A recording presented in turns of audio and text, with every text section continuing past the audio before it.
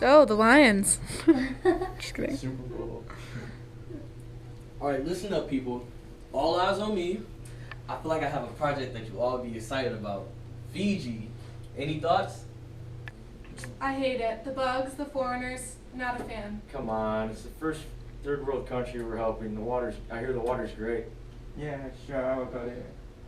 Sounds like a vacation to me. Okay, listen, people. Seriously, we need to help these people out. You start researching. Paige, find some ways we can help them out. Trevor, look at some nice vacation spots. Jana, find out how they're involved in the UNFCCC. Break, people. Alright, so Terrain gave me vulnerabilities to research.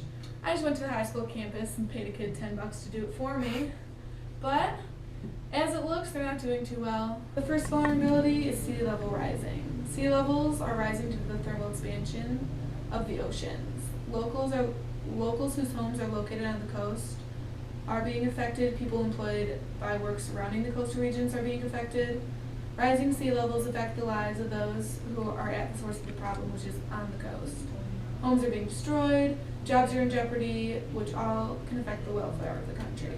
Another problem is ocean acidification. Ocean acidification. Seawater acidity is increasing due to the carbon dioxide being absorbed by the oceans. The issue affects people who make a living off fish and aquatic life, since acidity makes the water uninhabitable for many aquatic species. Fiji's economy will take a big hit as the ocean acidity increases by slowly killing marine life. People will lose their jobs, business and trade will be lost, and Fiji will ultimately suffer great loss in not only their economy but their culture. The people will have nothing to pride themselves if the main source of food and money is taken away from them. There's also been an increase in severe storms. Climate change has caused the already severe storms in Fiji to increase. They've increased wind speeds by up to 2 to 11% and increased rainfall up to 20%. All people of Fiji are affected by this. As the majority of the population lives on the coast, all social aspects are at risk because there's no controlling the damage a severe storm can do. This means transportation, food, and business could be strongly hindered with the risk of wicked storms. The normal everyday life is being altered and actions required from the entire Fiji country. Endemics. So dung fever used to not occur all the time, but now it's happening a lot more frequently. 40 to 100% of Fijians are expected to be affected by the disease by the year 2100. Just letting you know, it's dengue fever. It's dang? It's not dung? No, dengue. Dengue? Dengue. Really? Yeah. Alright. If the effects of climate change aren't handled, this could be really bad. All Fijians are susceptible to this hazard, specifically those who don't have the means to get protection. So that's kids who have awful immune systems and people who don't have health insurance or live in poor living conditions. The economic status of certain families can make this hazard more severe. Those who are receiving lower incomes than average will experience this hazard even more. Agriculture is also a problem taking a hit by climate change. An increase in tropical cyclones are ruining the agricultural sectors, relying on sugar production and all the related industries to that. Those who work for these companies are most affected by this hazard. People who purchase these products could also be affected in a way. The adaptability of the workers as well as the assistance from companies themselves could worsen or lessen the severity of this hazard. Another problem is deforestation. Through many effects, the push to civilize inland is increasing, which causes increased deforestation while trees are not being restored. Deforestation is affecting civilization and causing them to move inland, where the rising shores are less of a factor. Multiple areas of lifestyles are being affected. The remaining trees are so dry that increased risk of forest fires is possible, and deforestation eliminates this. However, it leaves Fiji with less land to grow trees on. Being in a shithole situation, I found some opportunities in one of the best vacation spots. Fiji is experiencing less rainy days during their dry season. Their dry season is their main source of income. That is when the most tourism occurs, and money is what makes the world go around. This opportunity allows more vacation days, and a much wealthier economy. Another opportunity, longer formal education. The public doesn't care about climate change unless it's directly affecting them. Seriously, You we're serious? working. Right during my meeting, seriously? Keep going. Okay, where was I? Oh, the public only cares about climate change when it's directly affecting them. Fiji is using $257 million, including in all forms of education, to educate the youth. Strengthening the youth minds could influence other countries around the world to include climate change in their world's plan. Another opportunity is hydropower. What better alternative resource than a country surrounded by water? Hydropower produces Keep going. Hydropower produces 80% of Fiji's power and is their main source of energy. This opens up for more opportunity to motivate lazy countries such as the U.S. to get off the couch and actually do something about climate change. Another source, outsourcing. There's a rise in sea level. Other countries are beginning to buy some of Fiji's sister islands. They're vacant islands and they need to be resourced. This brings in more money for the government to allocate towards climate change and benefit the future of our well-being. For Industrial Revolution and global imperialism, Fiji were just islands dominated by indigenous Fijians until the European explorer discovered this land. And after that, more Western people come to Fiji, and by that time, Fiji's economy was not developed and had plenty of resources. In 1870s, Fiji became a British colony, and after that, the Industrial Revolution created a lot of demand for the raw material and the new market, and the strong countries start to take weaker nations, and that leads to the global imperialism.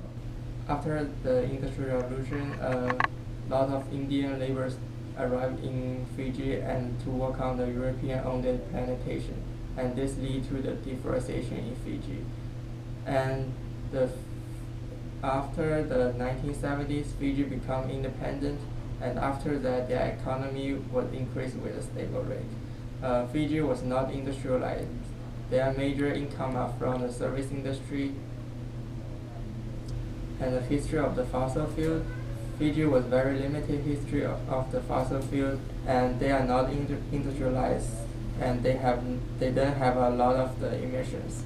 And their major source of the emission was coming from the tourism industry, and mainly is from the oil and the natural gas. Their emission was only 0.5 metric, and compared to the 16.5 metric of the United States. And the deforestation history, just mentioned, like after the it became a British colony, and European countries start to cut down trees in Fiji, and Europeans will make room for more commercial agriculture, and especially the sugar cane production.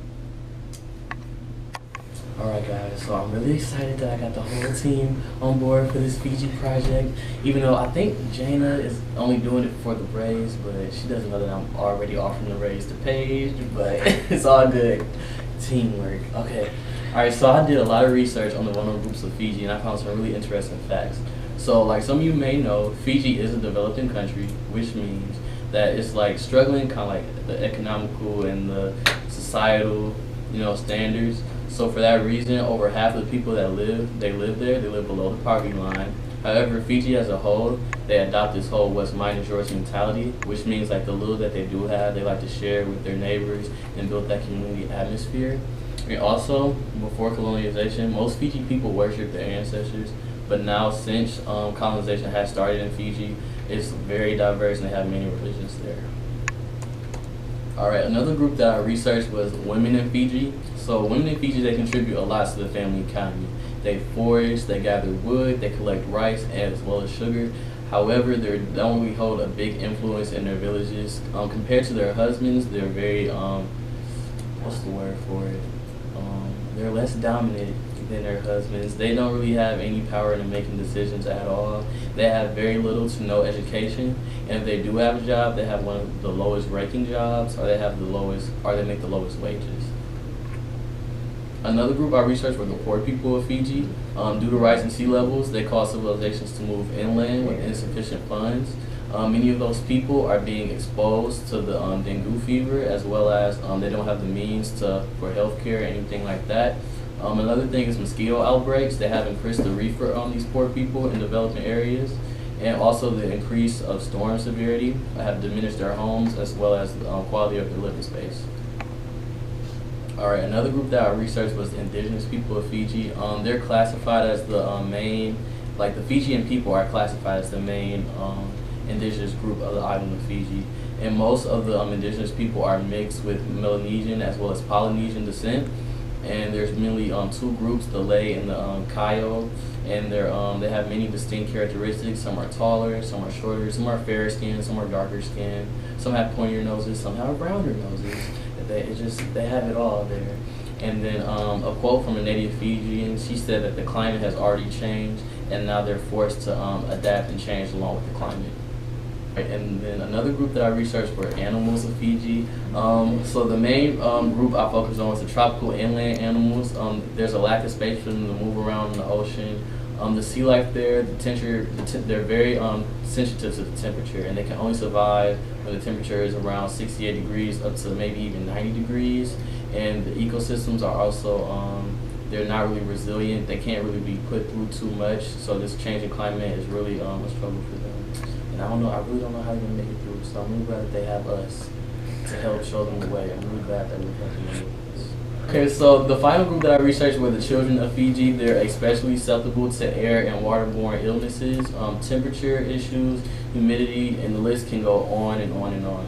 So the main problem is mostly the poverty. 31% of the population lives below the poverty line, and up to 15% of Fijian populations live in like squatted settlements, like just real down and dirty places. It's really not safe for people, and their access to healthcare isn't okay as well. Like their infant mortality rate from the ages 1 and up is about 15.2% of all the children born there. So that's a problem that we plan on fixing. And also the access to communication. Only about 65% of children are enrolled at the primary level of education. So that's definitely something that we're going to work on. And then the trade-offs for this, we believe that the Fijian communities are at risk and they may choose to relocate, but it will be costly financially and mentally as well, and socially. We plan to improve on the understanding of ecosystems to help get people educated about these things, so they can help them. We can help them help themselves.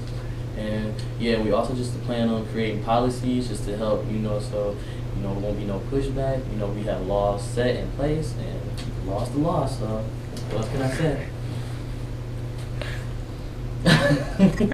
I have been working on this day and night to win this race. Turan is not going to see what's coming. Paige is not going to get this race for the 5th time. This one is mine.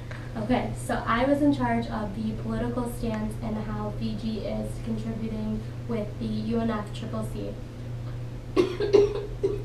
Line of events where Fiji ratifies and joins the UNFCCC, when and why they signed, and then we have Fiji ratifying Kyoto, why they signed and what that brought to Fiji, and we have Fiji in the Paris Agreement, why they signed that, and then how they adopted plans to further the Paris Agreement. Then we have Fiji's documents of the Fiji INDC, the Fiji SNC, and then a little bit of information on how the Fiji RED program and how the government is a part of the political stance and Fiji's involvement in the UNFCCC.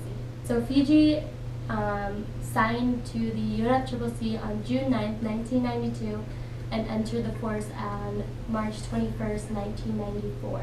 They are considered a non-annexed country because they were colonized by the British until 1970. This means that they were unable to industrialize in the 1800s because Britain was using Fiji's resources to do that.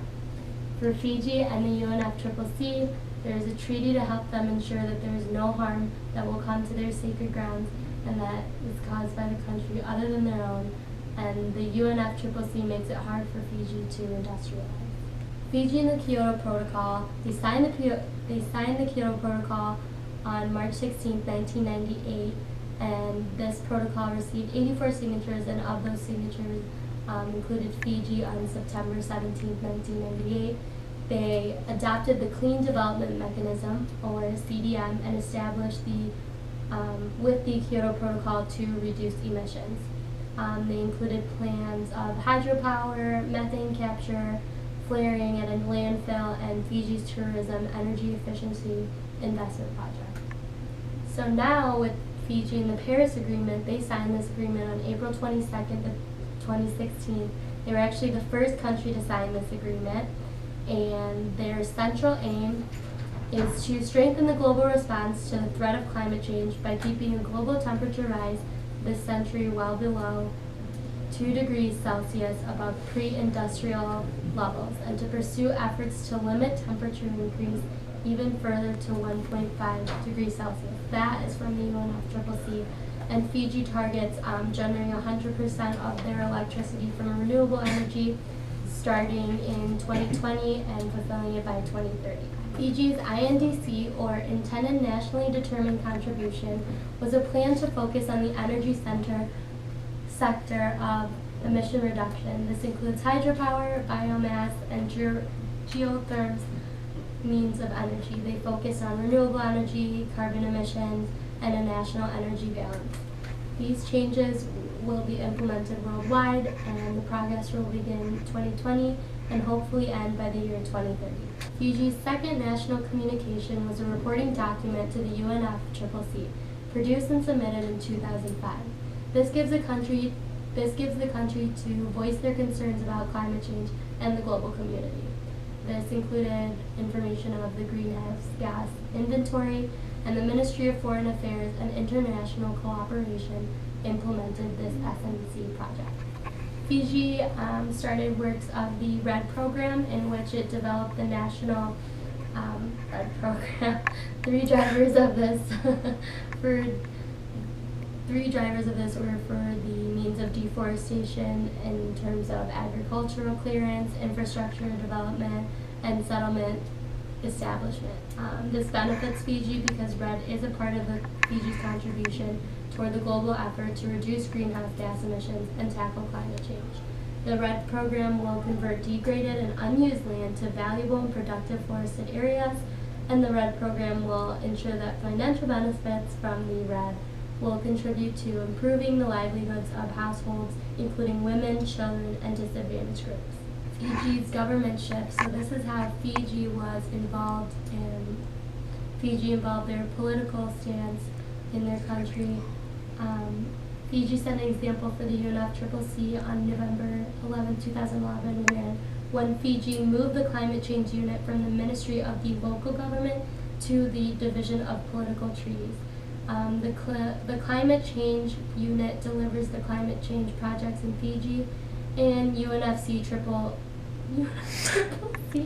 mirrored this move and moved it from the permanent secretary of one ministry to another. This is because they wanted to strengthen the political influence so more people would take it seriously, and that a bigger power was enforcing these rules. Why did Fiji engage in these politics? Well, they're aware of climate change as a whole. They're experiencing climate change firsthand. They gain national support and protect their land. They reduce emission and adopt renewable energy. They strengthen global response to eliminate climate change and protect their communities altogether to provide a safer environment for the future.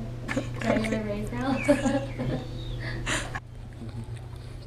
All right, everyone, I have an announcement. I just wanted to take the time to personally thank each and every one of you for putting so much hard work and effort into this project. The people of Fiji really commend you guys, and I commend you as well. Give yourselves a round of applause. All right, well, that leads me into the raise. You know, it was a hard decision to make, but I feel like we all know who put the most work into this project, and they deserve to be commended. So drum roll, please, drum roll. All right, and the raise goes to none other than Paige. Everybody give it up for Paige. Are you kidding me? I knew it. We're going out tonight, guys. Not you.